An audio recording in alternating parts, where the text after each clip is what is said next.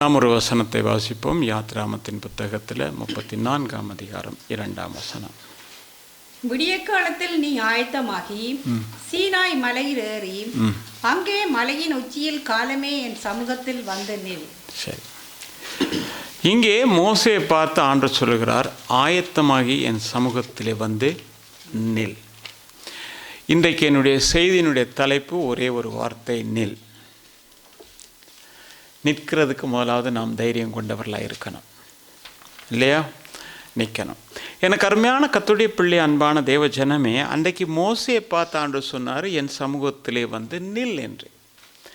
இன்றைக்கு உலகத்திலே பிறந்த எந்த ஒரு மனிதனாக இருந்தாலும் சரி, மனுஷியாக இருந்தாலும் சரி, எல்லாரும் ஒரு நாளிலே தேவனுக்கு முன்பதாக நிற்க வேண்டும் என்று வேதம் கற்றுக் கொடுக்கிறது.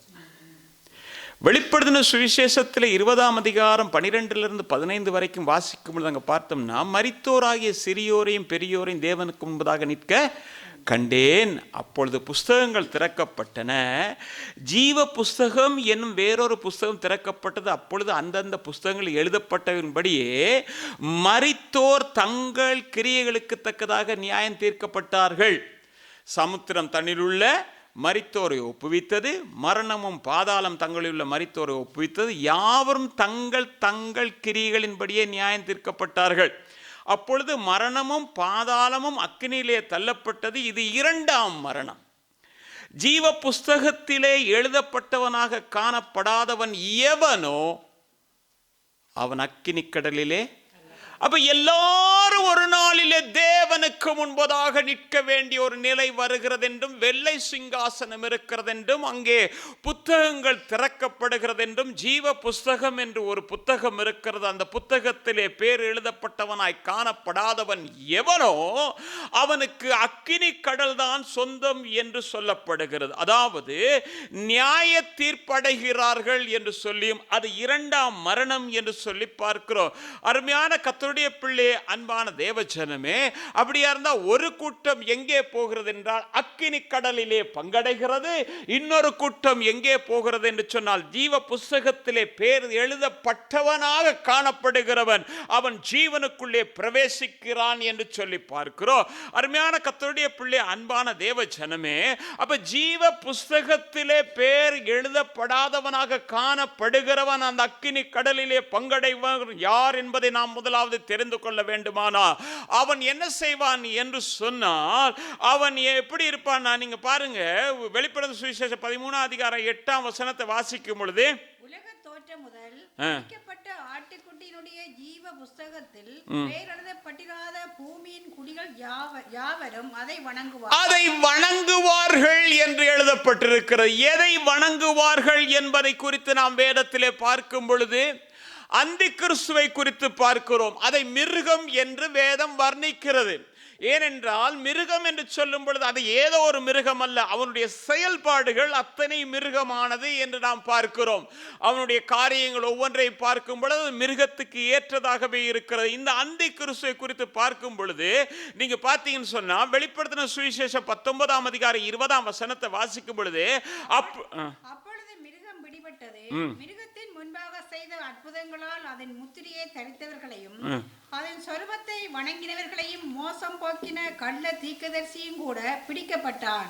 இருவரும் கந்தகம் எரிகிற அக்கினி கடலிலே உயிரோடே தள்ளப்பட்டார்கள். எனது இங்க நாம் பார்க்கிறோம், எப்படி சொன்னா, மிருகம் பிடிக்கப்பட்டது. அதே வேளை யாரு? கள்ள தீர்க்கதரிசி.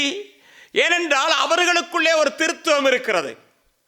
பிசாசு, வலுசர்ப்பம், கள்ள தீர்க்கதரிசி, அந்த மூன்றும் இணைந்ததுதான் செயல்பட ஆரம்பிக்கும். எனக்கு அருமையான கர்த்தருடைய பிள்ளை, அன்பான தேவ ஜனமே, அப்படியா இருந்தா இந்த பிசாசு என்று சொல்லப்படுகிற இந்த வலுசர்ப்பமானது ஒரு காரியத்தை செய்யும் என்று வேதம் சொல்லுகிறது. அது தனக்கு இருக்கிற எல்லாவற்றையும் இந்த அந்தி கிறிஸ்துவுக்கு ஒப்பு கொடுக்கும். இந்த மிருகமானது என்ன செய்யும் என்றால் ஆட்சி பீடத்திலே அமர்ந்திருக்கும். அதை வணங்க வேண்டும் என்று சொல்லி பார்க்கிறோம். இந்த நாளிலும் கூட அதை வணங்குறவர்கள் உண்டு என்று நான் சொல்லுவேன். எங்க இன்னும் யுத்தம் வரலையே, எங்க இன்னும் அந்தி கிறிஸ்து வெளிப்படலையே, அவன் இல்லையே என்று சொல்லி நாம் ஒவ்வொரு காரியங்களையும் சொல்லலாம். ஆனால் நாம் பார்க்கும் பொழுது அந்த பழைய பாம்பாகிய பிசாசு என்று சொல்லப்படுகிற வஞ்சிக்கிற சாத்தானுடைய கிரியைகள் இன்றைக்கும் பூமியிலே நடந்து கொண்டுதான் இருக்கிறது. ரட்சிக்கப்பட்ட தேவனுடைய பிள்ளைகளை வஞ்சிக்கிறவனாக இருக்கிறான். தெரிந்து கொள்ளப்பட்டவர்களை வஞ்சிக்கிறவனாக இருக்கிறான். அழைக்கப்பட்டவர்களை வஞ்சிக்கிறவனாக இருக்கிறான். என்ன செய்கிறான் என்று சொன்னால், அவன் தேவனுடைய வார்த்தைக்கு கீழ்ப்படிய முடியாதபடிக்கு அதை எதிர்த்து செயல்படத்தக்கதாக அவர்களுக்குள்ளே இருந்து கிரியைகளை நடப்பிக்கிறான் என்று அறிந்திருக்கிறோம். இது யாருடைய வேலை என்றால், அந்த பழைய பாம்பாகிய பிசாசு என்று சொல்லப்படுகிற அந்த ஏதேன் தோட்டத்தின் வலு சர்ப்பத்தின் செயல்பாடாக இருக்கிறது. அன்றைக்கு அவன் செய்தது ஒரே ஒரு காரியம்தான், தேவனுடைய வார்த்தையை பொய்யாக்கும்படியாக. அப்படி நடக்காது என்று ஒரே வார்த்தை சொன்னால் அதை ஜனங்கள் விசுவாசித்தார்கள். ஆதாம் ஏவாளும் விசுவாசித்தார்கள். இன்றைக்கும் அதுதான் நடக்கிறது. இப்ப நீங்க பார்த்தீங்கன்னா வெளிப்படுத்தின சுவிசேஷம் 20ஆம் அதிகாரம் 2ஆம் வசனத்துல பிசாசு என்றும் பழைய பாம்பாகிய பிசாசு, எங்க ஏதேன் தோட்டத்தில் இருந்த பிசாசு சர்ப்பத்தை அவன் பிடித்து அதை 1000 வருஷமளவும் கட்டி வைத்து அந்த 1000 வருஷம் நிறைவேறும் வரைக்கும் அது ஜனங்களை மோசம் போக்காதபடிக்கு அதை பாதாளத்திலே தள்ளி அடைத்து அதன் மேல் முத்திரை போட்டான். என்னது? இத கொண்டு போய் எங்க தள்ளி போட்டிருக்குன்னா, பாதாளத்துல 1000 வருஷ அரசாட்சியின் காலத்திலே அடைக்கப்பட்டிருக்கிறது. ஆனால் இந்த 1000 வருஷ அரசாட்சி முடிந்த உடனே அது வெளியில வரும். எனக்கு அருமையான கர்த்தருடைய பிள்ளை, அன்பான தேவ ஜனமே, வெளிப்படுத்தின சுவிசேஷம் 13ஆம் அதிகாரம் 2ஆம் வசனத்தை வாசிக்கும் பொழுது அதை குறித்தும் இன்றைக்கு அது உலகத்தில் இருக்கிறதா என்பதை குறித்து நாம் பார்க்கும் பொழுது நாம் அறிந்த ஒரு காரியத்தை உங்கள் மனதுக்கு முன்பதாக நினைவுபடுத்த விரும்புகிறேன். வாசிக்கலாம். வெளிப்படுத்தின சுவிசேஷம் 13ஆம் அதிகாரம் 2ஆம் வசனம். நான் கண்ட மிருகம் சிறுத்தையை போல் இருந்தது. நல்ல கவனிங்க. நான் கண்ட மிருகம் சிறுத்தையை போல் இருந்தது. அதன் கால்கள் கரடியின் கால்களைப் போலவும் அதன் வாய் சிங்கத்தின் வாயைப் போலவும் இருந்தன. அதன் வாய் சிங்கத்தின் வாயைப் போலவும் இருந்தது. வலு சர்ப்பமானது தன் பலத்தையும் தன் சிங்காசனத்தையும் மிகுந்த அதிகாரத்தையும் அதற்கு கொடுத்தது. எது வலு சர்ப்பம் கொடுத்தது என்று சொல்லி இருக்கா படம்? இந்த படத்துல நாம் அறிந்த படம் தான். இந்த படம் எங்கே இருக்க படம் அல்ல. இந்த சொரூபம் எங்கே இருக்கிறது சொன்னா, நியூயார்க்ல ஐக்கிய நாடுகள் சபையின் முன்னதாக வைக்கப்பட்டிருக்கிறது. இது அந்த எப்போ வைக்கப்பட்டது என்று சொன்னால், நவம்பர் மாதத்தில் 9ஆம் தேதி 2021 வைக்கப்பட்டது. அதனுடைய வாயை பாருங்க, அதனுடைய கால்களை பாருங்க, அதுக்கு பின்னால இருக்கிற அந்த வாளினுடைய இதை பாருங்க. இது எப்படி சிறுத்தை போல் இருக்கிறது, சிங்கத்தை போல் இருக்கிறது, வலு சர்ப்பம் சுத்தி கொண்டிருக்கிறது. இது அவன் ஏதோ ஒரு ஞானத்திலே செய்தான் அல்ல. பிசாசு தன்னுடைய ஞானத்தை அவனுக்குள்ளே கொடுத்து அந்த ஞானத்தின் மூலமாக செய்யப்பட்டது. இதற்கு கிறிஸ்தவர்கள் எதிர்த்து வந்தார்கள் என்பதை குறித்து நீங்கள் அறிந்திருப்பீர்கள். இதை குறித்து தொடர்ந்து நீங்கள் பார்க்க வேண்டுமானால் இணையதளத்திலே போய் பார்க்கலாம். ஆனால் இதை ஏன் உங்களுக்கு காட்டுகிறேன் என்று சொன்னால், உங்களை பயப்படுத்துகிறதற்காகவோ அல்லது வேறு எந்த ஒரு காரியத்துக்காக அல்ல. இவைகளெல்லாம் வேதத்தின் நிறைவேறுதல்கள் என்று பார்க்கிறோம். நாம் அண்மையில பார்த்த இந்த ஒலிம்பிக்ல, அதுக்கு முதல்ல ஒலிம்பிக் நடக்கும் போதும் கூட ஒரு மாடு, அதனுடைய காரியங்கள், மிருகங்கள், இவைகள் எல்லாம் வைத்து இன்றைக்கு உலகத்தில் எத்தனையோ காரியங்களை நாம் கண்ணோக்கி பார்க்கும் பொழுது வேதம் எவ்வளவு உண்மை என்றும் அது எப்படி நிறைவேறுகிறது என்று சொல்லி பார்க்கிறோம். எனக்கு அருமையான கர்த்தருடைய பிள்ளை, அன்பான தேவச்சனமே, அப்ப இந்த வஞ்சிக்கிற பழைய பாம்பாகிய அந்த சர்ப்பம் என்ன செய்கிறது? மிருகத்துக்கு தன் அவ்வளவு பலத்தையும் கொடுக்கிறது. அந்த மிருகம் எப்படி இருக்கும் என்று சொன்னால், நாம் பார்க்கும் பொழுது 13ஆம் அதிகாரம் 15, 16 வசனங்களை வாசிக்கும் பொழுது அங்க பார்க்கிறோம் 18 வரைக்கும், அது பேசத்தக்கதாய் இருந்ததாம். அப்படியா இருந்தா அது ஒரு மனுஷன் மனித ரூபத்தில் இருக்கிற, அப்ப அங்கங்க இருக்கிறது. எது இருக்கிறதுன்னு சொன்னா, அவன் ஸ்தாபித்து வைத்து இருக்கிற. இன்றைக்கு பாருங்க, நீங்க இந்த ரோபோ மனிதர்களை பார்க்கும் பொழுது, அவைகளுடைய செயல்பாடுகளை பார்க்கும் பொழுது, அன்றைக்கு பார்த்தா இலங்கையில கூட நம்முடைய ஜனாதிபதியை வரவேற்கிறதுக்கு ஒரு ரோபோ இருந்திருக்கிறது. அதை குறித்து அவர் மேன்மையாக பேச, உலகத்தில் பல காரியங்கள் எல்லாவற்றையும் பார்க்கும் பொழுது கேள்விகளுக்கு பதில் கொடுக்கத்தக்கதா அதனுடைய செயல்பாடு எல்லாம் நாம் அறிந்திருக்கிறோம். அது எப்படி பேசத்தக்கதாக இருக்கிறது? அது தன்னை வணங்க வேண்டும் என்று சொல்லி விரும்புகிறது. அது தனக்கென்று ஒரு இலக்கத்தை வைத்திருக்கிற. வாசிப்பு அந்த வசனத்தை எதுக்கு 13 இருந்து வாசிங்க. மேலும் அம்மிருகத்தின் சொரூபம் பேசத்தக்கதாகவும் மிருகத்தின் சொரூபத்தை வணங்காத யாவரையும் கொலை செய்யத்தக்கதாகவும் மிருகத்தின் சொரூபத்துக்கு ஆவியை கொடுக்கும்படி அதற்கு சத்துவம் கொடுக்கப்பட்டது. அது சிறியோர் பெரியோர் ஐஸ்வர்யவான்கள் தரித்திரர் சுயாதீனர் அடிமைகள் இவர்கள் யாவரும் தங்கள் தங்கள் வலது கைகளிலாவது நெற்றிகளிலாவது ஒரு முத்திரையை பெறும்படிக்கும் அந்த மிருகத்தின் முத்திரையாவது அதன் நாமத்தையாவது அதன் நாமத்தின் இலக்கத்தையாவது தரித்து கொள்ளுகிறவன் தவிர வேறொருவரும் கொல்லவும் விற்கவும் கூடாதபடிக்கும் செய்தது. இதிலே ஞானம் விளங்கும். அந்த மிருகத்தின் இலக்கத்தை புத்தியுடையவன் கணக்கு பார்க்க கடவன். அது மனுஷனுடைய இலக்கமாய் இருக்கிறது. அதனுடைய இலக்கம் 666. ஐயோ, இது எவ்வளோ பெரிய செய்தி, இப்போ எவ்வளோ பழைய செய்தி. இந்த சபையில் எத்தனையோ முறை கேட்டாச்சு. அவன் வந்தானா கையில் குத்துனானா? வரத்தான் போகிறான், கையில் குத்தத்தான் போகிறான். வரத்தான் போகிறான், கையில குத்தத்தான் போகிறான். ஏனென்றால் தேவன் இன்றைக்கும் இரக்கமுள்ளவராக ஒருவரும் கெட்டு போக கூடாது என்பதற்காக தாம் வாக்குத்தத்தம் பண்ணின வாக்குத்தத்தம் நிறைவேற வரைக்கும் பொறுமையோடு இருக்கிறார் என்று பேதுரு சொல்லுகிறான். அந்த பொறுமையை அலட்சிய பண்ணி, அந்த பொறுமையை வெறுத்து, அந்த பொறுமையை எதிர்த்து செயல்படுகிறவர்கள் ஒரு நாளிலே சிக்கிக் கொள்வார்கள். இது அது பெரியோர் சிறியோர் ஐஸ்வர்யவான் தரித்திர எவனா இருந்தாலும் சரி, எல்லாருக்கும் ஒரே பாஸ்போர்ட் மாதிரி தான் இருக்கும். எல்லாரும் கையில குத்தணும், இல்ல நெத்தியில வாங்கணும். இன்றைக்கு ஜீவனுள்ள தேவனை சரியான முறையில் அன்பு செலுத்தி ஆராதிக்க முடியாதபடிக்கு செயல்படுகிற எந்த ஒரு கர்த்தருடைய பிள்ளையாயிருந்தாலும் அவனுக்கு வணக்கம் போடுகிற ஒரு நாள் அது சீக்கிரத்தில் வரும். ஏனென்றால் உலகம் இன்றைக்கு அதை நமக்கு தெளிவுபடுத்தி கொண்டிருக்கிறது. ஒவ்வொரு கிழமையும் சொல்லிக் கொண்டுதான் இருக்கிறேன். எனக்கு அருமையான கர்த்தருடைய பிள்ளையே, அன்பான தேவச்சனமே, நாட்கள் நெருங்கிவிட்டது என்று சொல்லலாம். வருவார் வருவார் வருவார் என்கிற வாக்குத்தத்தம் எங்கே என்று சொல்லி கேள்வி கேட்கிற பரியாசக்காரர் கூட்டம் என்று பேதுரு எழுதுகிறானே, அந்த கூட்டத்தில் நானும் நீங்களும் ஒருவனாய் காணப்படாதபடிக்கு தேவன் நம்மை பாதுகாப்பாராக. எனக்கு அருமையான கர்த்தருடைய பிள்ளை, அன்பான தேவச்சனமே, அப்படியா இருந்தா அவன் ஒரு முத்திரையை கொடுப்பான். அந்த முத்திரையை கொடுத்து அவன் செய்வான். அப்ப அவனை வணங்குகிறவர்கள் என்ன செய்யறான்னா, அவனுடைய கிரியைகளுக்கு உடன்பட்டவர்களாய் காணப்படுவார்கள்.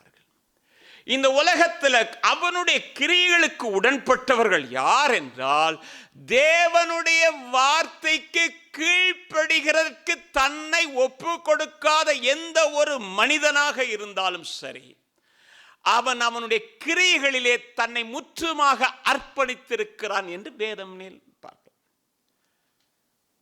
தன்னை அர்ப்பணித்திருக்கிறான். ஏனென்றால் வேதம் இதை செய்யாத என்று சொல்லும்போது அதை செய்கிறவன் அவனுடைய செயல்பாடுகளுக்கு உட்பட்டவனாய் இருக்கிறான்.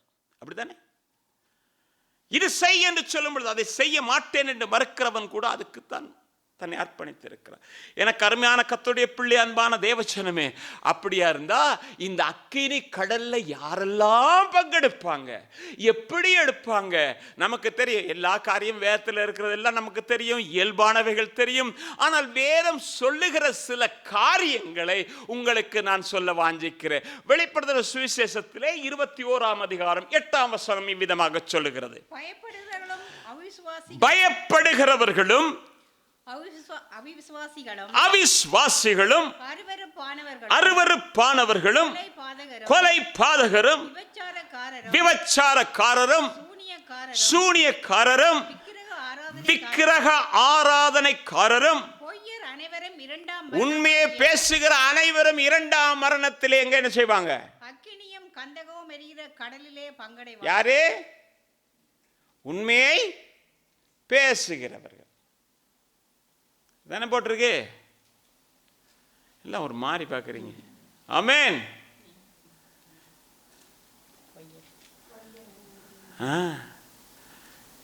இந்த சிலர் போய் பேசும்போது நினைக்கிறது என்ன தெரியுமா? இந்த பூனை இருக்கு தானே, பூனை பால் குடிக்கும்போது கண்ணை முடிக்குமா. கண்ணை மூடிக்கிட்டு அது நினைவெல்லாம் என்ன தெரியுமா, என்னை யாருமே பார்க்கல, நான் சொல்றப்போ யாருக்குமே. தங்களை தாங்களே ஏமாற்றுகிற ஒரு அனுபவம். கிறிஸ்தவர்களுக்குள்ளே அப்படிப்பட்ட ஒரு நிலைமை காணப்படக்கூடாது. உள்ளதை உள்ளதென்றும் இல்லாதது இல்லது என்றும் சொல்லுங்கள் என்றுதான் வேதம் சொல்லுகிறது. அப்ப யாரே பயப்படுகிறவர்களும் அவிசுவாசிகளும் அருவருப்பானவர்களும் கொலைபாதகரும் எல்லாத்துக்கும் வேதத்தில் யார் யார் என்ன எப்படின்றது இங்கே ஒரு வசனம் இருந்தாலும் அங்கேயும் இருக்குது. அப்புறம் விபச்சாரக்காரரும் சூனியக்காரரும் விக்கிரக ஆராதனைக்காரரும் பொய்யரும் அனைவரும் இரண்டாம் மரணமாகிய அப்ப சிங்காசனத்தை திறந்து அந்த சிங்காசனத்தில் வீட்டிருக்கிறவருக்கு முன்பதாக புத்தகங்கள் திறக்கப்பட்ட போது கிரியைகளுக்கு தக்க பலனை அடைகிறார்கள். அதிலே அக்கினி கடலிலே இவர்கள் போய் பங்கடைவார்கள் என்று சொல்லப்படுகிறது. அப்படித்தானே? அக்கினி கடலுக்கு போறவங்க யாரு? இவங்கன்னு சொல்லுது. அருமையான கர்த்தருடைய பிள்ளை, அன்பான தெய்வ ஜனமே, அக்கினி கடல் என்பதை நாம் பார்க்கிறோம். அதே வேளையில் வேதம் நமக்கு பரலோகம் நரகம் என்று ஒன்று சொல்லுகிறது. வேதம் நமக்கு புறம்பான இருள் என்று சொல்லுகிறது, அதால பாதாளம் என்று சொல்லுகிறது. அப்ப இப்படிப்பட்ட இடங்களுக்கு இந்த இரண்டாம் மரணத்துக்கு உட்பட்டவர்கள் யார், இரண்டாம் மரணத்துக்கு உட்படாதவர்கள் யார் என்று சொன்னால் வேதத்திலே பார்க்கும் பொழுது முதலாவது வாசிங்க, வெளிப்படுத்தின சுவிசேஷம் 20ஆம் அதிகாரம் 6ஆம் வசனத்தை வாசிக்கும் பொழுது, முதலாம் உயிர்த்தெழுதலுக்கு பங்குள்ளவன் பாக்கியவான், முதலாம் உயிர்த்தெழுதலுக்கு பங்குள்ளவன் பாக்கியவான், பாக்கியவானும் பரிசுத்தவான், இரண்டாவது அவன் பரிசுத்தவானாய் இருக்கிறான். இவர்கள் மேல் இரண்டாம் மரணத்துக்கு, இவங்களுக்கு மேல இரண்டாம் மரணத்துக்கு அதிகாரம் இல்லை. இரண்டாம் மரணத்தில் இவர்கள் சேதப்படுத்தப்பட மாட்டார்கள். யார் என்றால் இவர்கள் பாக்கியமுள்ளவர்களும் அவர்கள் பரிசுத்தவான்களும் என்று சொல்லி பார்க்கிறோம். பாக்கியமுள்ளவர்கள் என்று சொன்னால் இயேசு கிறிஸ்து மத்தேயு 5ஆம் அதிகாரத்தில் ஒரு பெரிய அழகான லிஸ்டே கொடுத்திருக்கிறார். அது தவிர்ந்த வேற காரியங்களையும் நாம் பார்க்கிறோம். ஆனால் பரிசுத்தம் இல்லாமல் தேவனை ஒருவனும் ஒரு காலமும் தரிசிக்கிறது இல்லை என்று சொல்லப்பட்டிருக்கிறது. எனவே ஆண்டவருக்கு முன்பதாக ஒரு மனிதன் நிற்க வேண்டுமானால் அவன் பரிசுத்தமுடையவனாக காணப்படணும். மோசே பார்த்து ஆண்டவர் சொன்னாரு, நீ ஆயத்தமாகி நீ எங்கே வா என்று சொன்னார், என் சமூகத்தில் வந்து நில் என்று சொன்னார். அந்த இடம் பரிசுத்தமான ஒரு இடம்.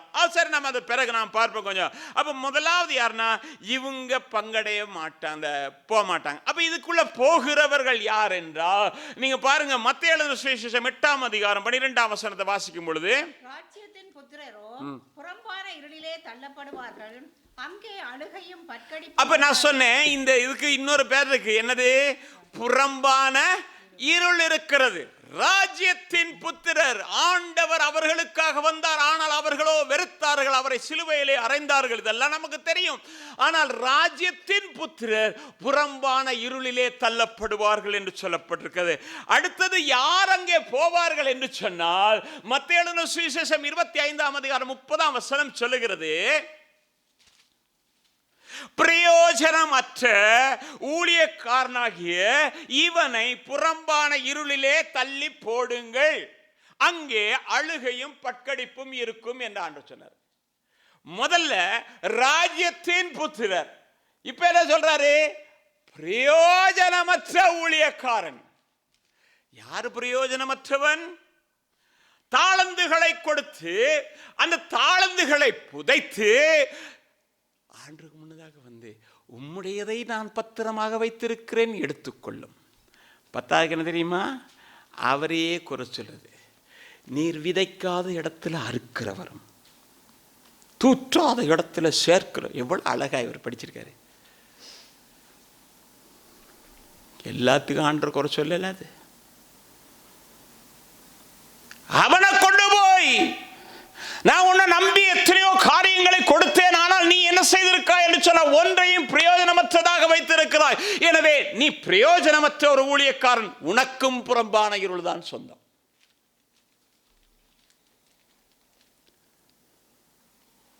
அடுத்தது, இந்த இடம் தங்களுக்குத்தான் சொந்தம்ன்றது யாருக்கு தெரியும்னா பிசாசுக்கு தெரியும். யாருக்கு தெரியும்? பாதாளம் யாருக்கு சொந்தம்? பிசாசுக்கு தான் சொந்தம்னு பிசாசுக்கே தெரியும். நீங்கள் லூக்கா எழுதின நற்செய்தி நூலில் 8ஆம் அதிகாரம் அந்த 31ஆம் வசனத்தை வாசிங்க. தங்களை பாதாளத்திலே போக கட்டளை இடாதபடிக்கு அவைகள் அவரை வேண்டிக் கொண்டன. யார் அப்போ அதுக்கு எங்கே தெரியும் இடம் இருக்குதுன்னு? அது பாதாளம் தான். அப்போ அங்கே நமக்கு இடம் என்னது? நாம் கேட்டு வாங்கினாலே, மற்றபடி அங்கே என்னது நமக்கு அங்கே ஆண்டர் வைக்கல. அது சொல்லுது எங்களுக்குள்ள இடம் அதுதான். ஆனால் இப்போதைக்கு போக விடாதீங்க, கொஞ்சம் பொறுங்க, கொஞ்சம் காரியங்களை நான் நிறைவேற்றணும், நமக்கு கொஞ்சம் ஆட்களை சேர்க்கணும், நான் அடுத்த எலெக்ஷனில் முன்னுக்கு வரணும் அப்படின்னு அது என்ன செய்யுது? கொஞ்சம் பேரை சேர்க்கறதுக்காக பிரயாசப்படுது. சின்ன சின்ன ஆட்கள் தான் அனுப்புது. அந்தந்த ஆளை சந்தி, நீ இந்த ஆளை சந்திச்சு எப்படி நம்ம கட்சியை கொண்டு வந்துரு அப்படின்னு. அது என்ன செய்யுது? பிரயாசப்படுது. பிரயாசப்படும் பொழுது நேற்று வரைக்கும் பேசினான் இவனுக்கு விரோதமா, இன்னைக்கு அவன் கூட சேர்ந்துருக்கான் நம்ம நாட்டில். எப்படி? உள்ள வாங்கிட்டான். அது மாதிரி நம்மளும் பிசாசுக்கிட்ட வாங்கிட்டானாக்கும் அவன் பக்கம் சேர்ந்துருவான். விளங்குதா? விளங்கலையா? விளங்குச்சு. அப்போ என்ன செய்வான்? சேர்ந்துருவான். அப்போ அவன் சொல்கிறான், இப்போ நாங்கள் போகக்கூடாது, நம்ம இடம் தான் அது, அது எனக்கு தெரியுந்தான், அங்கே வேதனை இருக்கிறது தெரியுந்தான், அங்கே அழுகை இருக்கிறது தெரியுந்தான், அங்கே பட்கடிப்பு இருக்கிறது தெரியுதான். ஆனால் நாங்கள் மட்டும் போகாமல் எங்களுக்குன்னு ஒரு கூட்டத்தை நாங்கள் ஆயத்தப்படுத்த வேண்டுமே, அதற்காக கொஞ்ச நாள் எங்களுக்கு தாங்க. அங்கே போகக்கூடாதுன்றதுக்காக தான் இந்த மாதிரி கூட்டங்களை கத்தர் வச்சிருக்காரு. எனக்கு அருமையான கர்த்தருடைய பிள்ளை, அன்பான தேவச்சனமே, அப்போ முதலாவது என்னன்னா, அந்த இடம் அவனுக்கு அந்த இடத்துக்கு போகக்கூடாதுன்னா இன்னொரு காரியம் செய்யணும் பாருங்க, பிரயாசத்தின் பலனை நாம் புசிக்கணும், இல்லைன்னா அங்கே போயிடும். நீங்கள் வாசித்து பாருங்க, மத்தேயு 25:41 வசனம். அப்பொழுது இடது பக்கத்தில் நிற்பவர்களை பார்த்து அவர், சபிக்கப்பட்டவர்களே, என்னை விட்டும் பிசாசுக்காகவும் அவன் தூதர்களுக்காகவும் ஆயத்தம் பண்ணப்பட்டிருக்கிற நித்திய அக்கினியிலே போங்கள். யாருக்கு? யாருக்கு ஆயத்தப்படுத்தப்பட்டிருக்கு? பிசாசுக்காகவும் அவன் தூதர்களுக்காகவும் ஆயத்தப்படுத்தப்பட்டிருக்கிற இடத்துக்கு போங்க அப்படின்னாரு. என்ன அப்படின்னா, ஆண்டு சொல்றாரு, வருத்தமா இருந்தேன் பார்க்கல, பசியா இருந்தேன் பார்க்கல, நிர்வாணமா இருந்தேன் பார்க்கல, காவல்ல இருந்தேன் பார்க்கல, நீ தனியா வாழ்ந்தே இருந்திருக்கிற, நீ அங்கத்தான் போய் சேரணும் அப்படின்னு அவங்கள அனுப்பார். அப்படிதானே இருக்கு. அன்று என்ன சொன்னாரு? எப்படி சொன்னாரு? அந்த வசனத்தை வாசிங்க. அப்பொழுது இடது பக்கத்தில் நிற்பவர்களை பார்த்து அவர், சபிக்கப்பட்டவர்களே, என்னை விட்டு பிசாசுக்காகவும் அவன் தூதர்களுக்காகவும் ஆயத்தம் பண்ணப்பட்டிருக்கிற நித்திய அக்கினியிலே போங்கள். நீங்களே போங்க. எப்படி? அது ஆயத்தப்படுத்திருக்கு. இந்த கிரியைகளை நடப்பிக்காத நீங்கள் என்ன செய்யுங்க?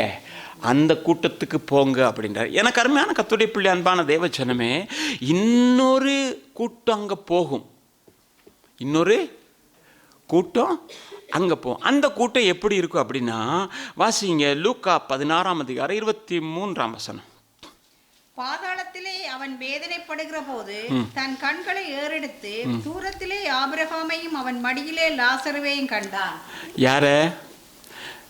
பாதாளத்தில் வேதனைப்படு. பாதாளம் என்று ஒரு இடம் இருக்கிறது, அதால பாதாளம் என்று இன்னொன்றை வேதம் சொல்லுகிறது. இப்ப பாதாளத்தில் வேதனைப்படுகிற போது ஆபிரகாமுடைய மடியிலே லாசர் இருக்கிறான், பார்க்கிறான். எனக்கு அருமையான கர்த்தருடைய பிள்ளையே, அன்பான தேவ ஜனமே, இவன் இங்கே போகிறதற்கு அநேக காரியங்களை வேதத்தினூடாக நாம் கற்றுக்கொண்டிருந்தாலும் அவன் என்ன செய்தான்? லாசருவை பார்க்கல, சாப்பாடு கொடுக்க, இதெல்லாம் ஒரு பக்கம் இருக்கட்டும், கிரியை இல்லாமல் இருந்தான். நான் ஒன்றை மேலாக ஒன்று சொல்ல விரும்புகிறேன். என்ன தெரியுமா? இவன் அங்கே இருந்த தீர்க்கதரிசிகளுடைய வார்த்தைக்கு கீழ்ப்படியாமல் ஜீவித்த ஒருவன் என்று சொல்லுகிறேன். ஏற்றுக்கொள்றீங்களா? வாசிங்க அந்த வசனத்தை. லூக்கா நற்செய்தி நூல் 16ஆம் அதிகாரம் 29ஆம் வசனம். ஆபிரகாம் அவனை நோக்கி, அவர்களுக்கு மோசேயும் தீர்க்கதரிசிகளும் இருக்கிறார்கள், அவர்கள் நல்வழியை கற்றுக் கொடுப்பார்கள், அவர்கள் கற்றுக் கொடுக்கிறவைகளை கற்றுக்கொண்டால் இங்கே நீ வந்திருக்க மாட்டாய், உன் சகோதரன் இங்கே வரமாட்டார்கள். இன்றைக்கு ஆசாரியர்கள் மோசே எங்கே இருக்கிறார்கள் என்று சொன்னால், தேவன் சபையிலே ஊழியங்களை வைத்திருக்கிறார், ஊழியர்களை வைத்திருக்கிறார். அவர்கள் மூலமாக சரியான பாதையை, சரியான காரியங்களை கற்றுக் கொடுக்கும் போது, கற்றுக்கொண்டு அவைகளிலே நடக்கிறவர்கள் இடறி விழாதபடிக்கு நித்திய ஜீவனுக்குள்ளே போவார்கள். வசன அடிப்படையிலே, வசன ஆதாரத்தோடு கூட தேவனுடைய வார்த்தையை சரியாக நீங்களும் பற்றி கொள்வீர்களே ஆனால் நமக்கு அந்த இடம் ஒருபோதும் சொந்தமா இருக்காது. மோசே தீர்க்கதரிசிகள் சொல்லுகிற வார்த்தைகளை கேட்காததுனால தானே நீ இந்த இடத்திலே இருக்கிறாய். எனவே உன் சகோதரன் இதே இடத்திலே வராதபடிக்கு வெளியிலே இருக்கிற அவர்களிடத்திலே அவர்கள் அதை கேட்டுக்கொள்ளட்டும். அப்படிதானே? அருமையான கர்த்தருடைய பிள்ளை, அன்பான தேவஜனமே, ஊழியக்காரன்லாம் சரியா இருக்கானோ? என்னது? ஊழியக்காரன்லாம் சரியா இருக்கானோ? இவன் சரியா இருந்தா ஏன் இப்படியெல்லாம் கேட்பாங்க. ஆண்டவர் அழகா சொன்னார், பரிசேயர் சதுசேயர் என்பவருடைய உபதேசத்தை கேள, அவருடைய கிரியைகளை பின்பற்றாத. அப்படித்தானே சொன்னாரு? பரிசேயர் சதுசேயர் என்பவர்களுடைய உபதேசத்தில் இருக்கிற நல்ல காரியங்களை நீ செய்ய வேண்டும், ஆனால் அவர்கள் செய்கிற கிரியைகளை நீ செய்யாதே. எந்த ஊழியக்காரன் என்ன சொல்லுகிறானோ அந்த வார்த்தையில் இருக்கிற நற்பொருளை கடைபிடித்துக் கொண்டால் நாம் அங்கே போக மாட்டோம். ஊழியக்காரனை பார்த்துட்டு உட்கார்ந்து இருந்திருந்தா ஊழியக்காரன் போற வழியே போயிட்டு அவன் போய் சேர இடத்துல தான் சேரும். ஒரு நாள் ஒரு பெரிய அநியாயக்காரன், குடிகாரன், விபச்சாரக்காரன், கொலைகாரன், அவன் செத்து போறான். செத்து போன உடனே அவன் மகன் என்ன செஞ்சான்? புதைச்சிட்டு ஒரு பெரிய ஒருத்தர்கிட்ட போய் சொன்னான், ஐயா, எங்க அப்பா மகா மோசமானவன். எப்படின்னா கொலை, கொள்ளை, விபச்சாரம், கற்பழிப்பு எல்லாம் செஞ்சிட்டான். அவனுக்கு பரலோகத்துக்கு போகிறதுக்கே என்ன இல்லை, கிடைக்காத சான்ஸு. என்ன செய்யற? அவர் சொன்னார், இதெல்லாம் ஒன்றும் பயப்படாத, நம்மக்கிட்ட என்ன செய், நான் சொல்கிறதெல்லாம் நீ வாங்கி கொண்டு வந்து என்கிட்ட தா, நான் ஜெபம் பண்ணுவேன். ஜெபம் பண்ணோன்னு அவர் இங்கேருந்து புஷ்ஷுன்னு எங்கே போயிடுவார், மேலே போடுவார். இப்போ அப்படி தானே மரித்தவர்களுக்காக ஜெபம் பண்ணுவோம், அவர்கள் போயிடுவார்கள். பத்தாவதுக்கு புதைக்கிற நேரம் கிளீனாக சொல்லுவாங்க, பாஸ்டர் வாங்கி சாப்பிட்றதுனால சொல்லி தான் ஆகணும், ஒன்றும் செய்யலாது. இவர் அந்நாளிலே நாங்கள் பரலோகத்திலே சந்திப்போம், கடைசி காலம் சந்திக்கும் போது இவர் வருவார், நானும் போவேன், 2 பேர் சந்திப்போம். 2 பேரும் போயலாது. அப்புறம் உட்காந்து மரணமே கூரைங்கன்னு போட்டுட்டு இருக்கதா இருக்கு. அப்போ என்னது சொல்லிட்டான். சொன்னோன்னே இவனுக்கு திருப்தி இல்லை. அது எப்படி அவன் போவான்? போயிட்டு இன்னொரு பெரிய குருவின் இடத்துல கேட்டான், ஐயா, இப்படி போய் நான் அந்த குருவின் இடத்துல சொன்னேன். அவர் இதெல்லாம் கேட்டாரு, 2 மாடு 4 கோழி எல்லாம் வாங்கி கொடுத்தேன், ஆனாலும் ஒன்றும் சரி வர இல்லை, எனக்கு நிம்மதி இல்லை, சந்தோஷம் இல்லை, எங்கள் அப்பன் போயிருக்க மாட்டான்னு தான் இருக்கு, நீங்கள் என்ன சொல்கிறீங்கன்னு. அவர் சொன்னார், போய் ஒரு வெண்ணெய் கட்டி வாங்கிட்டு வந்து இந்த ஆற்றுல போடுறா, அது கீழே இருக்கட்டும், அப்போ உங்கள் அப்பன் மேலே போயிடுவான் அப்படின்னு கேட்டான். நான் ஒன்று பெரிய ஒரு அறிஞன்னு சொல்லி தானே உங்ககிட்ட வந்தேன், வெண்ணெய் கட்டி எங்கடா முட்டாலே தண்ணி கீழே இருக்கும், அது மேலே தாண்டா மிதக்கும் அப்படின்னு. அவர் சொன்னார், அது மிதக்காதுன்ற அறிவு உனக்கு இருக்கு தானே, உங்கள் அப்பன் கடைசி வரைக்கும் மேலே போக மாட்டான், நீயாவது மேலே போகிறதுக்கு ஒழுங்கான பாதையை பார்த்துட்டு போ. இன்னைக்கு எனக்காக யாரும் போக முடியாது, என் பிள்ளைக்காக யாரும் போக முடியாது, சபைக்காக யாரும் போக முடியாது, அவர்களுக்காக அவர்கள் மட்டும்தான் போக முடியும். சரியான பாதையை தெரிந்து கொள்ளுங்கள். ஏன்னா நம்ம ஆண்டவர் அதை கொண்டு வந்து இதை கொடுத்தோன்னா லஞ்சம் கொடுத்து ஏதோ சேவ் பண்ணிக்கலாம் நினைக்காங்க. ஒவ்வொரு இடத்துல இருக்கு, கொண்டு போய் இதை கொடுத்து அதை கொடுத்து இதை கொடுத்து அவரை, அதில் இல்லை. நான் என்னை முற்றுமாய் கொடுத்தாலே அல்லாமல் தேவன் வேறு எதையும் எதிர்பார்க்க மாட்டாரு. நீங்க நல்லா பாருங்க, காணிக்க 2 பேரும் தான் கொடுத்தான். ஆபேலும் கொடுத்தான், காயினும் கொடுத்தான். ஆனால் ஆபேல் கொடுத்தான், பரவாயில்ல. காயினும் கொடுத்தான், எஜஸ்ட் பண்ணிக்கணும்னு சொல்லல. உன் காணிக்க எனக்கு வேணாம், உன்னுடைய காணிக்க எனக்கு வேண்டாம். எனக்கு அருமையான கர்த்தருடைய பிள்ளை, அன்பான தேவச்சனமே, அப்படிப்பட்ட ஆண்டவரை நாம் வணங்குகிறோம், தொழுது கொள்ளுகிறோம். சரியானதை கற்றுக்கொள்ள கர்த்தர் நமக்கு உதவி செய்ய. இன்னொரு காரியம் எனக்கு விளங்கல, எனக்கு அது புரியல. யாரே புறம்பான இருளுக்கு சுயநலவாதி போகிறான், மற்றவனை விசாரிக்காதவன் போகிறான், ராஜ்யத்தின் புத்திரர் போகிறான் இல்லையா, தாளந்து உபயோக, இதெல்லாம் நியாயமான காரியம்னு எனக்கு விளங்குச்சு. ஆனால் ஒன்று, நீதியிலும் அநீதியான ஒரு காரியத்தை நான் பார்த்தேன். அது எனக்கு என்னன்னு விளங்கலை. நீதியிலே ஒரு அநீதி என்னன்னா, இயேசுவுக்காக பாடுபட்டு, இயேசுவுக்காக எல்லாம் செஞ்சு, இயேசுவுக்காகவே தியாகம் பண்ணி, எல்லாத்தையும் விட்டுட்டு வந்து, சிகரெட்டை விட்டேன், தண்ணியை விட்டேன், அவனை விட்டேன், இவனை விட்டேன், அவனுக்கு கூட இடம் இல்லையா. ராத்திரி பகலா தானே அவருக்காக ஓட, அவனுக்கு இடம் இல்லையா. வாசிங்க மத்தேயு எழுதின சுவிசேஷம் 7ஆம் அதிகாரம் 22, 23. அந்நாளிலே அநேகர் என்னை நோக்கி, கர்த்தாவே கர்த்தாவே, உமது நாமத்தினாலே தீர்க்க தரிசனம் உரைத்தோம் அல்லவா, கர்த்தாவே உம்முடைய நாமத்தினாலே தீர்க்க தரிசனம் உரைத்தோம் அல்லவா, உமது நாமத்தினாலே பிசாசுகளை துரத்தினோம் அல்லவா, உமது நாமத்தினாலே அநேக அற்புதங்களை ரொம்ப அற்புதம் செய்தோம். முடவன் நடந்தா, ஊமை பேசினா, செவிடன் கேட்டா, எல்லாம் நடந்தது.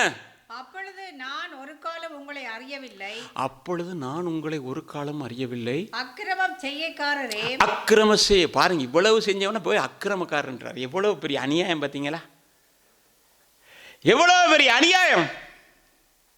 உங்களுக்கு விளங்கல அநியாயமத்தவர் இல்லையா? அது அநியாயம் தெரியல.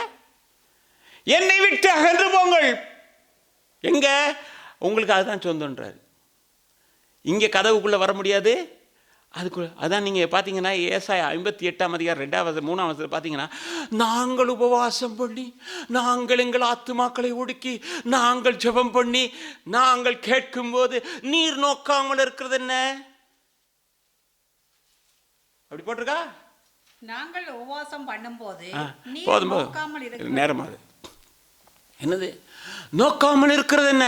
ஆண்டு ஓ இஷ்டப்படி நீ நடந்துட்டு என்கிட்ட ஜெபமா பண்ற, அதானே? நீங்கள் உபவாசிக்கிறனாலே உங்கள் இச்சையின்படி நடந்து உங்கள் வேலையெல்லாம் கட்டாயம் செஞ்சுட்டு நீங்க என்ன செய்றீங்க? உபவாசம் பண்ற ஊரெல்லாம் சொல்லிக்கிட்டு இருக்கிறீங்களே. அதுபோல உம்முடைய நாமத்தில் அதை செய்தோம், இதை செய்தோம், அப்படி செஞ்சோம், இப்படி செஞ்சோம். ஆண்டு சொல்ற உங்களை அறியேன். ஏனென்றால் தேவனுடைய சித்தத்தின்படி செய்யாத நீங்கள் ஒரு காலமும் தேவனுடைய ராஜ்யத்துக்குள் பிரவேசிக்கிறதில்லை. அதுதானே அந்த அர்த்தம் போட்டிருக்கா? தேவனுடைய சித்தம் நான் செய்து ஆண்டவருக்கு இப்படி செஞ்சு அப்படி செஞ்சு ஆண்டவரை பிரியப்படுத்தி இல்ல. அதான் நம்ம சொன்னது போல காயினும் ஆபேலும் 2 பேரும் ஒரே காரியம்தான், காணிக்கை கொண்டு போனார்கள்.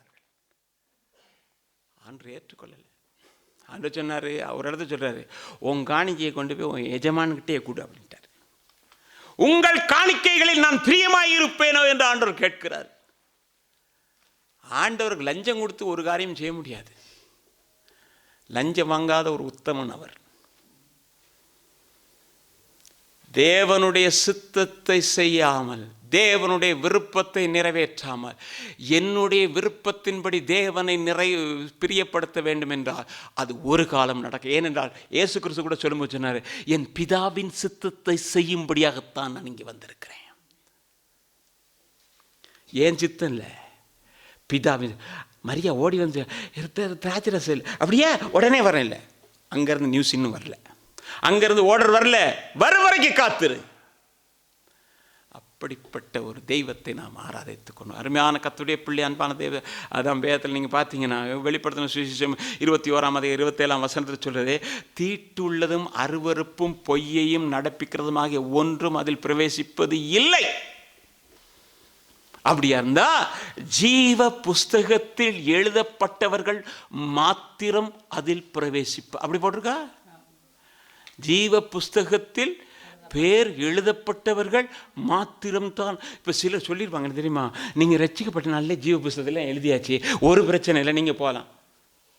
அது வரைக்கும் நீங்கள் நினைச்சா என்ன அக்கிரமம் பண்ணலாம், என்ன அநியாயம் பண்ணலாம், ஒன்றுமே பிரச்சனை இல்லைங்க. எல்லாம் கர்த்தர் மன்னிச்சிடுவார். எல்லாம் கர்த்தர் மன்னிச்சிடுவார். நீங்க தாராளம் போகலாம். என்னைக்கு நீங்க மனம் திரும்பிட்டேன்னு சொன்னீங்களோ, என்னைக்கு நீங்க ஞானஸ்நானம் பெற்றீங்களோ, என்னைக்கு தசபா கொடுத்தீங்களோ, என்னைக்கு காணி கொடுத்தீங்களோ, என்னைக்கு ஆத்மா ஆதாயத்தோட பண்ண போனீங்களோ, அன்னைக்கே நீங்க பரலோகத்துக்கு வாசியா போயிட்டீங்க. அங்க நீங்க நடக்கிறது எல்லாமே அங்க தங்கத்துல தான் நடப்பீங்க. இதை காட்டியே முக்காவாசி பேரை நரகத்துக்கு அனுப்புறமே இருக்கிறான். கவனம். இதை சொல்லியே நரகத்துக்கு அனுப்புறதுக்கு அநேகர் இருக்கிறார்கள். சரியான சத்தியத்தின்படி நடக்கத்தக்கதாக ஒப்புக் கொடுங்கள். தீட்டுள்ளது அங்கே பிரவேசிக்கிறதில்லை. அருமையான கர்த்தருடைய பிள்ளையை பொய்யை நடப்பிக்கிறதும் அதிலே பிரவேசிப்பதில்லை. ஆட்டுக்குட்டியானவருடைய ஜீவ புஸ்தகத்தில் எழுதப்பட்டவனாக காணப்படுகிறவன் எவனோ அவன் மட்டும்தான் பிரவேசிப்பான். நம்ம பேரில் இருக்கு தானே இருக்கு. அதனால தான் ஆண்டு சொன்னார், முடிவு பெற நிலை நிற்பவனை ரட்சிக்கப்படுவான். இடையில கூட விழுந்து போகலாம், முடிவு பெறைந்தும் எத்தனையோ பேர் எத்தனையோ அற்புதங்களை செய்து சரியான சத்தியத்தை வகுத்து எழுதி புத்தகங்கள் கொடுத்தவர்கள், சட்ட திட்டங்களை சொன்னவர்கள் கூட ஆண்டவர் இல்லை என்று சொல்லி மறுதலித்து மறைத்தவர்கள் எத்தனையோ பேர் இருக்கிறாங்க. பிசாசு இங்கிருந்து அங்க ஓடுங்க. அப்படிப்பட்ட பரிசுத்தவான்கள் எங்களுக்கு தெரியும். விழுந்து போனார். அடக்காராதனைக்கு போகும்போது என்னுடைய ஃப்ரெண்டோட அப்பா சொன்னார், எப்படி அடக்காராதனை செய்ய வேண்டிய மனிதன் இன்றைக்கு இப்படி இருக்கிறானே என்று சொல்லி வேதனைப்பட்டார். அவர் வந்து உட்கார்ந்தா பிசாசு அலறும், ஓடும்.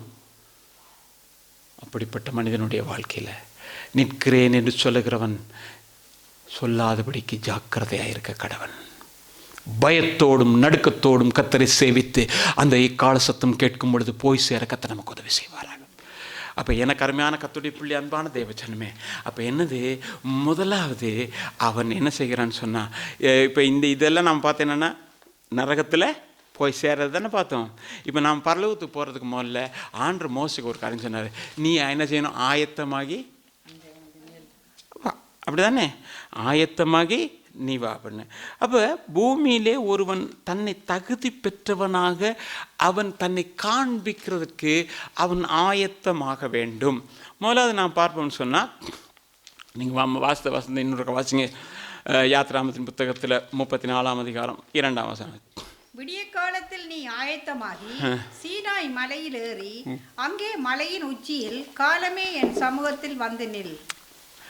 ஆண்டவர் என்ன சொன்னாரு, நீ ஆயத்தமாகணும்ப்பா, ஆயத்தமாகி அதுக்கு பிறகு நீ மலையில ஏறி என் சமூகத்திலே வந்து நில். எல்லாம் நம்ம தியானிக்க முடியாது. ஆயத்தம் என்று சொல்லும் பொழுது இப்படி பார்ப்போம். நீங்க ஒரு 8 மணிக்கு இல்லாட்டி ஒரு 6 மணிக்கு ஒரு இடத்துக்கு போகணும், ஒரு இன்டர்வியூக்கு போகணும், ஒரு பெரிய மனிதனுக்கு முன்பதாக நிற்கணும். காலையில் படுத்து எழுந்துச்சு, தலையெல்லாம் விரிந்த கோலமாக இருக்க, அப்படியே கொட்டாய் விட்டுக்கிட்டு அந்த ஃபைலையும் எடுத்துக்கிட்டு நான் இன்டர்வியூக்கு போகணும் போவீங்களா? 2 கட்டி சோப்பு இல்லாமாக்கி இல்லையா, பல்ல 30 நேரம் தேய்ச்சி, ஏன்னா அவன்கிட்ட பேசி இப்படியெல்லாம் நடக்குதானே. அதுக்கு பிறகு உடுத்தி உள்ள சென்டெல்லாம் மேலே கொட்டி அதுக்கு பிறகு போயிட்டு சந்திப்போம் இல்லையா. ஏன், அவன் முன்னுக்கு போய் நிற்க நாம் என்ன செய்யணும், முதலாவது பார்த்தோன்னா தகுதியாக இருக்கணும், தலையெல்லாம் நல்லா அழகாக சீவி இருக்கணும், இப்படியெல்லாம் நினைக்கிறோம் இல்லையா. அப்போ ஆண்டவர் சொல்கிறாரு, நீயும் அங்கே ஆயத்தமாகி தான் வரணும், சும்மா ஆயத்தமாகி வர முடியாது. இப்போ உதாரணத்துக்கு நான் இன்னொரு காரியம் சொல்கிறேன். நம்ம சபைக்கு ரெகுலராக வர்ற விசுவாசிகள், சில விசுவாசிகள் இப்போ என்ன செஞ்சிட்டாங்க, ஃபேரினுக்கு போயிட்டாங்க, ஹாலிடேஸுக்கு போயிட்டாங்க. போகும்போது என்னட்டு சொன்னாங்க, பாஸ்டர் 3 கிழமைக்கு நான் வரமாட்டேன், 2 கிழமைக்கு வரமாட்டேன், இப்படியெல்லாம் சொல்லிட்டு போனாங்க. போன கிழமை கூட சொல்லிட்டு போனாங்க. இப்போ நான் உட்காந்து கணக்கு பார்க்குறேன்னு வச்சுக்கோ, எப்படி இன்னும் கொஞ்சம் பேர் இருக்காங்க, ரெகுலராக வர்றவங்க இருக்கிறாங்க, இப்படி சொல்லிட்டு போனவங்க இருக்காங்க, ஸ்தோத்திரம். அப்போ பார்க்குறேன், மற்றவங்க சில வேளை வரலாம், இவங்க வரமாட்டாங்க அப்படின்ற ஒரு கணக்கு ஒன்று நான் போடுறேன்னு வச்சுக்கோ, ஆட்களை கணக்கு போடுறேன். போட்டுட்டு சரி இருக்கிற ஒரு 4 பேர் 5 பேர் இருந்தாங்கன்னு வச்சுக்கோமே, அவங்க முன்னால் போயிட்டு நின்று ஒரு வசனத்தை எடுத்து பூமியின் பாதாளத்திலிருந்து ஏறி வர பண்ணுகிறார் அப்படின்ட்டு ஏதாவது ஒரு 2 கதையை அடிச்சுட்டு போகிற சரியா போகிற சரியா. நாங்கள் விடுமுறைக்கு போன போது இந்த இடத்துல பாஸ்டர் ஜோர்ஜ் இங்கே கூப்பிட்றேன், நானும் வந்து உட்காந்துருக்கேன். ஏன்னா வந்து சொல்ல தெரியாதா, 4 கதையை விட்டுட்டு போக தெரியாதா? ஏன் இந்த வசனம் எனக்கு தெரியும், பலிபீடத்திலே தூதன் பட்டயத்தோடு நிற்கிறான் என்கிறதும் வேதத்தில் இருக்கிறது. பலிபீடம் என்கிறது பயத்துக்குரியது. பலிபீடம் என்கிறது தேவனுடைய வார்த்தையை பிரதிபலிக்கிற ஒரு இடம். என் வார்த்தையை என் ஊழியக்காரன் நாவிலே கொடுப்பேன் என்று ஆண்டவர் சொன்னார். அப்படிப்பட்ட இடத்துக்கு நான் ஆயத்தமாகித்தானே வரணும். அந்த மனிதன் ஏழாத நேரத்தில் இல்லை, நீங்க வந்து நில்லுங்க அப்படின்னு சொன்னேன். வந்து கதை விட்டுட்டு போகிறதுக்கல்ல, சரியான சத்தியத்தை, வார்த்தையை தேடி வருகிற ஒரு கூட்டம் இருக்கும். அந்த ஒரு மனிதனுக்காக அந்த வார்த்தையை கொடுக்க வேண்டும் என்பதற்காக ராத்திரியில படுக்கும் போது யோசிக்கிறேன், காலையில எழும்பும் போது யோசிக்கிறேன், நடக்கும் போது யோசிக்கிறேன், அடுத்த கிழமை பிரசங்கத்தை இப்ப இருந்தே ஆயத்தப்படுத்திக்கிறேன். ஏன்? தேவ ஜனங்களுக்கு கொடுக்கப்பட வேண்டிய வார்த்தையை ஒழுங்கா கொடுக்கணும். அதுதான் ஆயத்தம். அப்ப தேவ சமூகத்தில் ஆயத்தமாகி போகணுமா இருந்தா நான் செய்ய வேண்டிய சில காரியங்கள் இருக்கு. எஸ்தருடைய புத்தகத்தில் 2ஆம் அதிகாரம் 12ஆம் வசனத்தை வாசிங்க. பெண்ணும் 6 மாதம் வெள்ளை போல தைலத்தினாலும் 6 மாதம் சுகந்த வர்க்கங்களினாலும் ஸ்திரீகளுக்குரிய மற்ற சுத்திகரிப்புகளினாலும் ஜோடிக்கப்படுகிற நாட்கள் நிறைவேறி இவ்விதமாய் ஸ்திரீகளின் முறைப்படி 12 மாதமாக செய்யப்பட்டு தீர்ந்த பின்பு ராஜாவாகி அகஸ்வேருவினிடத்தில் பிரவேசிக்க, ராஜா கிட்ட போகிறதற்கு என்ன செய்ய வேண்டும் என்று சொன்னால் அவள் வெள்ளை போலத்தினால் சுத்திகரிக்கப்பட வேண்டும். அருமையான கர்த்தருடைய பிள்ளை, அன்பான தேவஜனமே, 2வது 6 மாதம் அவள் சுகந்த வர்த்தங்கள்னாலே அவளை ஜோடிக்க வேண்டும்.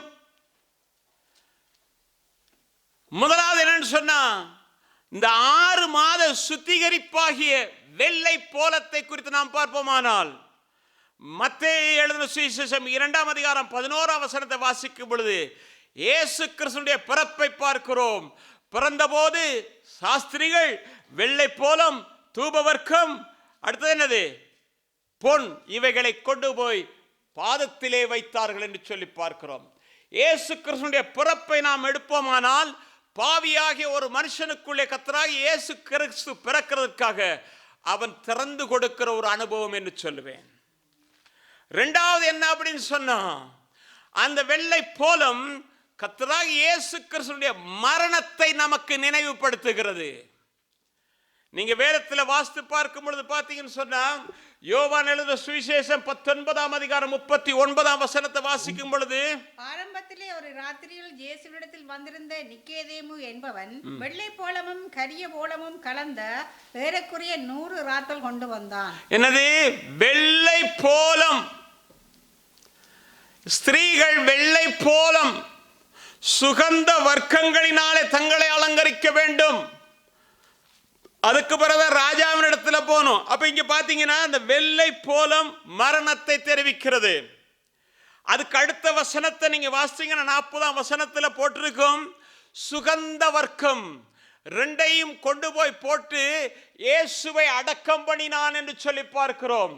ரட்சிக்கப்பட்ட ஒவ்வொரு கர்த்தருடைய பிள்ளையும் நாம் நினைவு கூறுகிறோம். இந்த பாத்திரத்தில் பங்கெடுக்கும் பொழுது கர்த்தருடைய மரணத்தை தெரிவிக்கிறீர்கள் என்று சொல்லப்படுகிறது. எப்படி?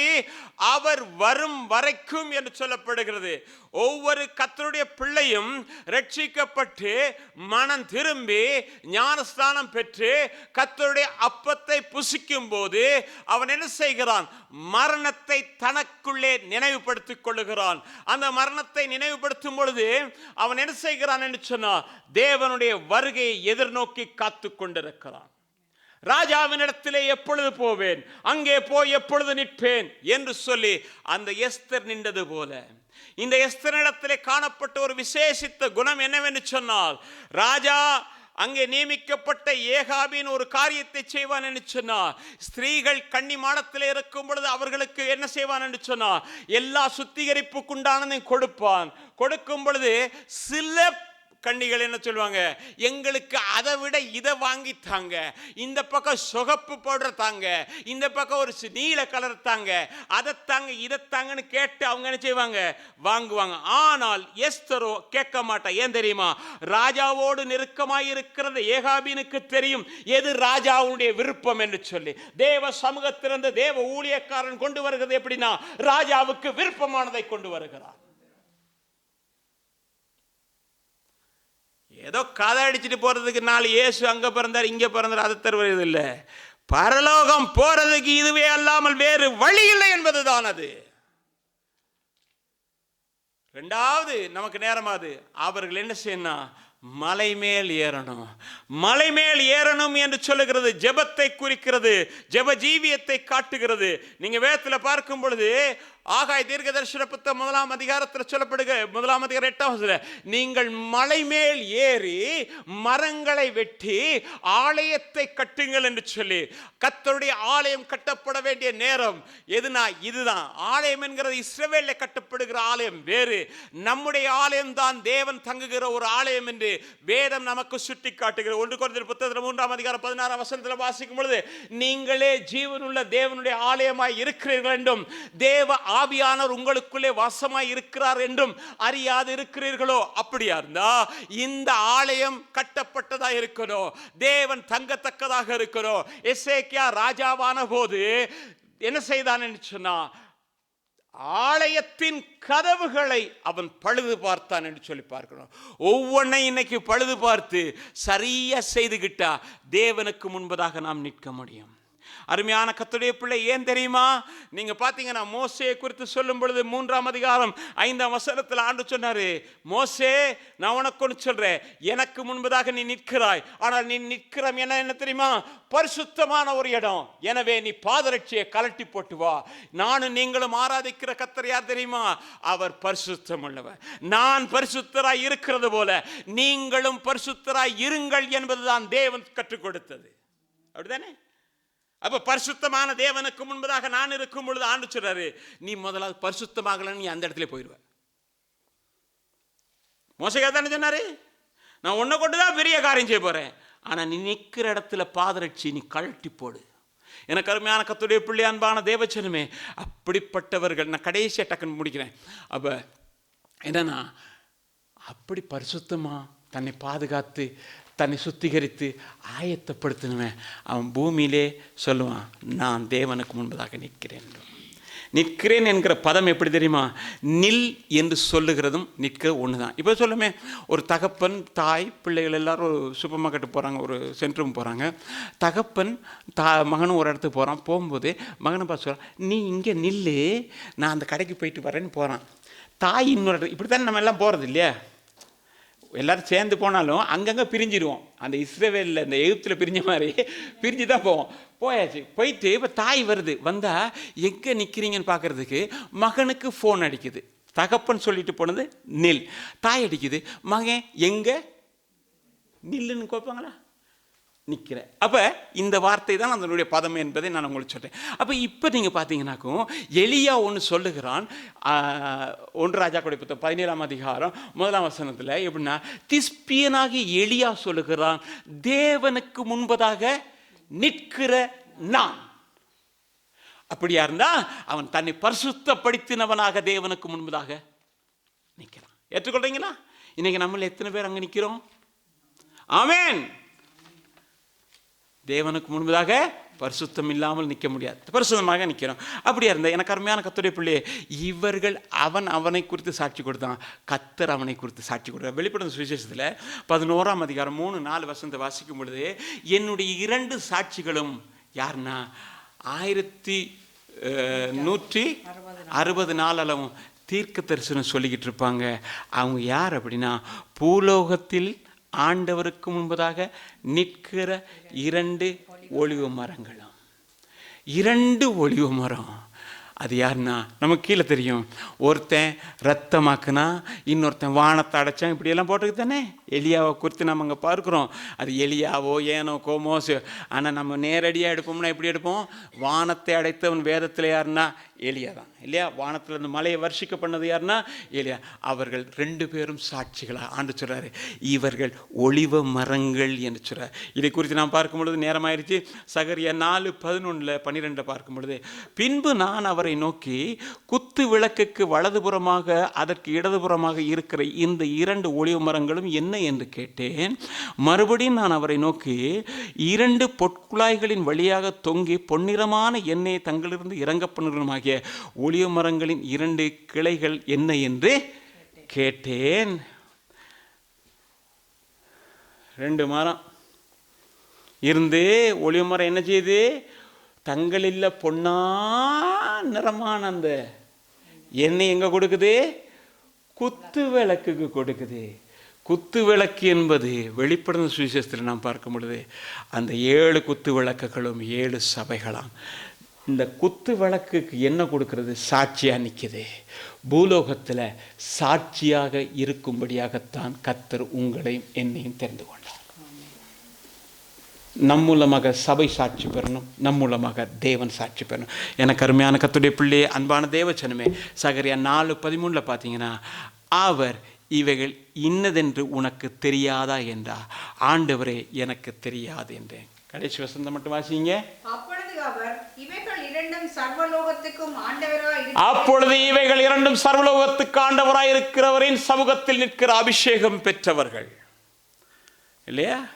இயேசு கிறிஸ்து சொன்னாரு, நீங்கள் எங்கும் போகாமல் எருசலேமிலே தரித்திருங்கள், உன்னதத்திலிருந்து ஆவி வரும், பரிசுத்த ஆவியின் அபிஷேகத்தினால் நிரப்பப்படுவீங்க, வீடுகளில் போய் முட்டை பொரிச்சு சாப்பிட்டுட்டுங்கன்னா சொன்னாரு. பூமி எங்கும் எனக்கு சாட்சிகளாயிருங்க. சாட்சி கிறிஸ்தவனுடைய வாழ்க்கையில் சாட்சி நம்ம எல்லாரும் பிரயாசப்பட வேண்டியதான். ஏனென்றால் வேதமே சொல்லுகிறது, பரிசுத்தமாகிறவன் பரிசுத்தமாகட்டும், உங்கள் மனம் புதிதாகிறதுனாலே நீங்கள் மறுரூபம். இதெல்லாம் வேதத்தில் இல்லாட்டி போனால் ஆண்டு ஒரே முறையில் எல்லாம் பரிசுத்தம். வேதத்திலே பரிசுத்தம், இயேசுவை தவிர வேற யாரும் இல்லை. அதுக்காக நாங்களும் அப்படி இருக்க முடியாது. நாம் பரிசுத்தம் இல்லாமல் தேவனை தரிசிக்க முடியாது. பரிசுத்தத்தோடு நடக்க கத்த கிருபை செய்வா. நீ நிற்கிற இடம் பரிசுத்தம். நான் தேவனுக்கு முன்பதாக நிற்க தகுதி உள்ளவனாக மாறணும் அப்படின்னா நீங்கள் எந்திரிச்சோமனுங்க.